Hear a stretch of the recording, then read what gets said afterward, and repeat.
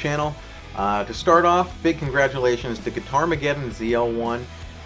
He just set the record in his twin-turbo ZL1 for the fastest 6th Gen ZL1 at an 880 at 161 miles per hour. Well, almost 161 miles per hour. It's a CSP build, so I'm really happy about that one. It took a lot to get us here. There were some issues, some last-minute issues. One of them that even delayed him from going to the track the week previous. And yeah, that's going to come up on Wednesday's video, and it's probably a good video to watch. It really explains some of the troubles that it takes to build some of these cars, especially when there's no recipe for, you know, the particular car that you're building. But she did it. She hit her 8-second pass, and I mean, that's just wonderful. So I knew that day was coming, and to get ready for it, we took the stroker engine that I had sitting that was originally intended for my Corvette and put that in my Tree-L1. The Tree-L1 is my 2018 ZL1 that got crushed by a tree. And, well, we got ready, and here we are. We're ready to put on the 2650 and let her eat. We're hoping that it's going to be a little bit easier than the last one. Well, the last 2 or 3. We've done a couple 2650s now. Because I already have this set up with the DSX fuel system. I already had the lines, you know, changed to go to the dual feeds. And we're hoping that now that we know everything, that it's going to be as simple as changing the valve cover, building our fuel line, plopping the 2650 on, and maybe editing these, maybe changing the feed lines up, but I still have the Ys already, you know, in and ready to go. So, what do you think? Fastest 2650 install? You got this, Mike? Yeah. Meh. Maybe.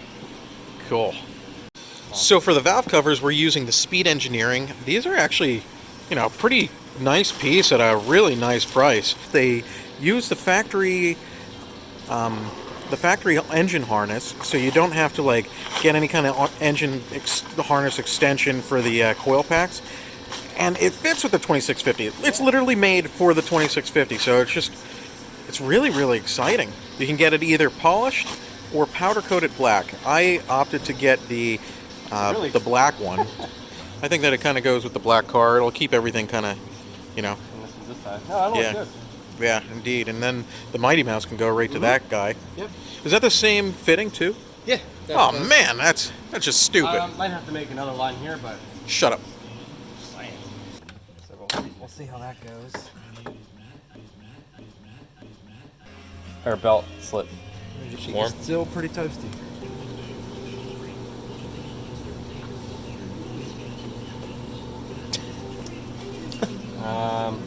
Grab me a zip tie, please. You said you need a zip tie, sir? Try to zip tie him up out of the way. Yeah.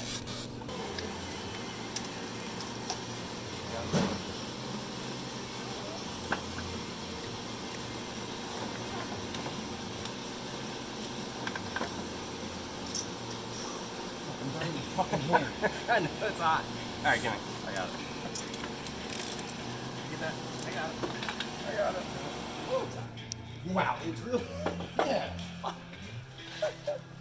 Okay. The first, now everything's off. I'm gonna take the valve covers off, replace them. This high pressure fuel line has to get changed.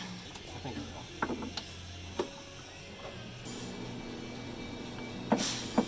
Oh, it's hot. Shiny.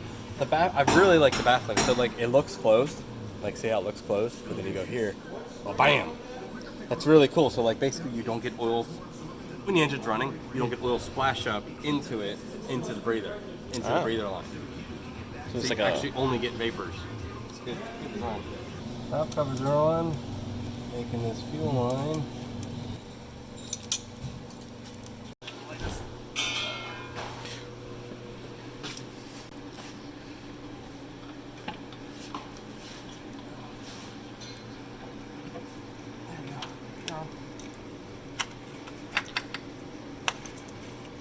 Is it on? Yep, it is. Oh my god, it looks like it's just like floating there. It's like really high. Damn. She's She's a big boy. Do you need to put the Mighty Mouse thing on before cranking her down or anything? Because I don't probably. know that.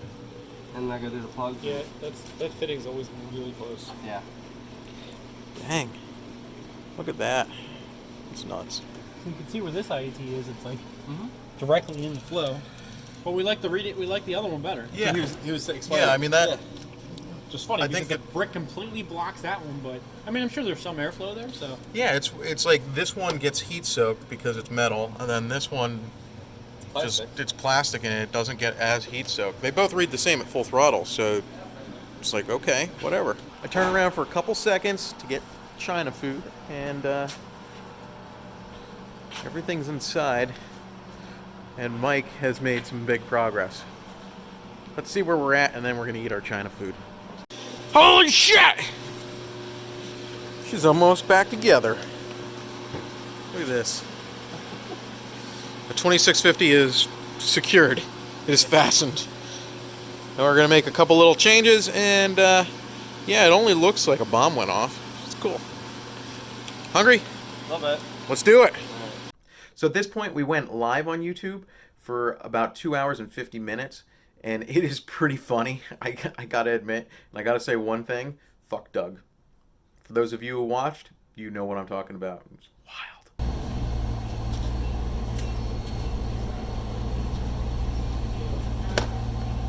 Wild.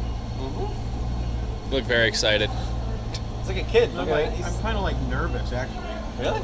Yeah. Why? I don't know. What are we using to clamp the lines down? Haven't decided yet if I want to use squeezy clamps or just regular hose clamps. I don't know if we have squeezy clamps big enough for this. If not, just hose clamps. Remember, it is Andrew, so we're going to want to make it removable. So I kind of feel like regular clamps. Figure out what point we're gonna do. We're going the biggest one we got. Well, Smallest one one we got for the most boost. Yeah, so 70 mil. Got to find a belt still, but he's gonna make some steam.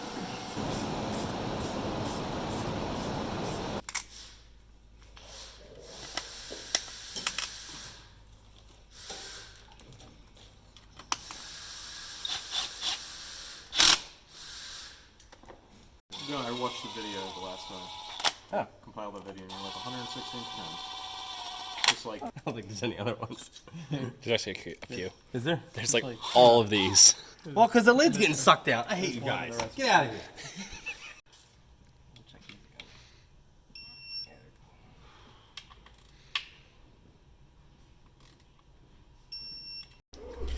Okay, here we go. First start of the Tree-L1 with a 2650. Yep. Uh-huh. We gotta get fuel pressure in the rail because we had to make a new line. Woo! All right!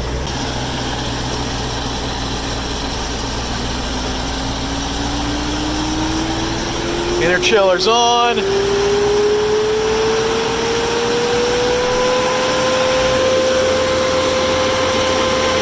Oh dang!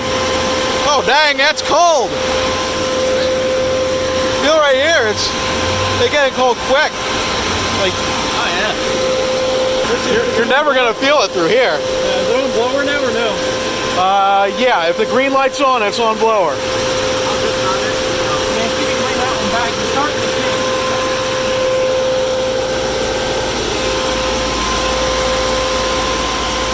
Like feel. Well, any of them really. Not gonna lie, it's wiring driving me nuts.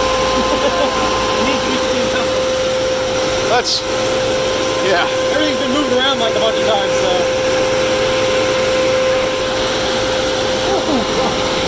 Right? That fucking ball.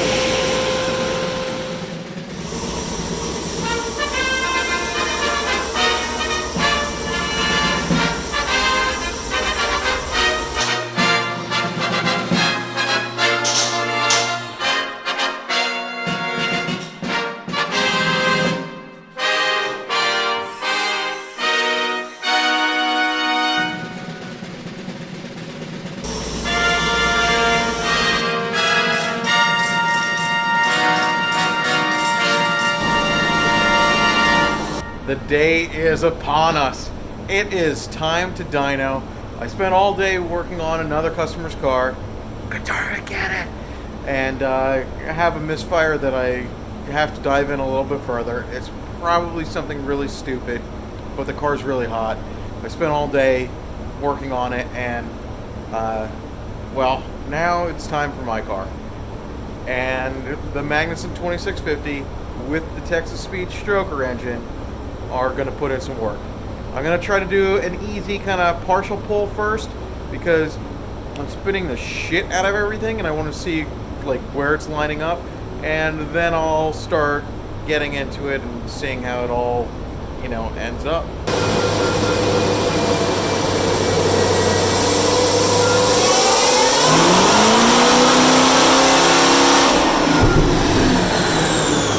So first pull was a little crazy. It made 22 pounds of boost, and maybe creeping to 23, and that was only for a split second. It was like a 1 degree of timing, but it was enough that I could get some data and see that the air fuel ratio's okay. So we're gonna run it like that and see if we can get some fuller pulls. I don't know that 7th gear is gonna hold.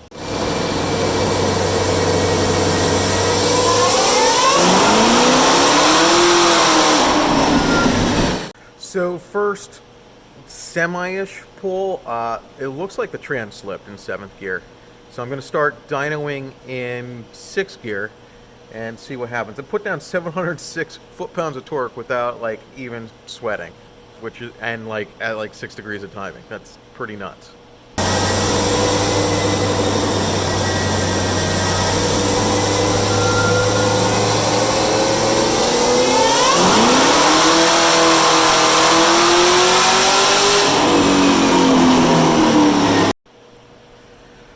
Okay, so the third pull here, we're making 816 rear wheel horsepower and 813 foot-pounds of torque, and we spun like crazy. This is not trans slip. I did dyno in 6th gear, and wow. I mean, I'm gonna see if I can get some traction compound down and see if I can, you know, prevent it from slipping here. But yeah, it's got to be making a lot of torque, maybe close to 1,000, but yeah, I'm having some trouble. So I'm gonna put some traction compound down and see if we can get some better pulls, and I'll rev it out past 6,000. That time I only revved it to like 5,900.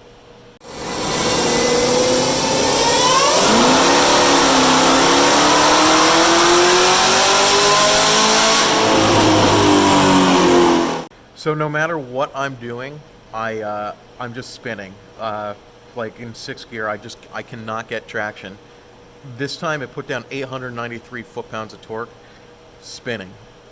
That's pretty nuts. The run flats are just not doing me very well, even with traction compound. I mean, it's pretty cold, so I'm sure that's part of my reasoning here. But damn, that sucks. I really want some numbers here.